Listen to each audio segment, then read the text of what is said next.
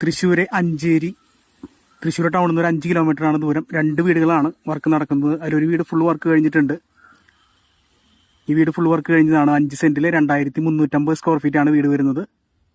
4 bedroom വീടാണ്.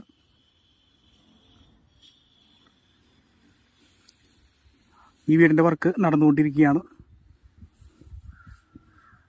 Corporation ഏരിയയാണ്. ഈ ഫുള്ള് വർക്ക് കഴിഞ്ഞ വീടൊന്ന് നമുക്ക് ഉൾഭാഗമൊക്കെ ഒന്ന് കയറി കാണാം.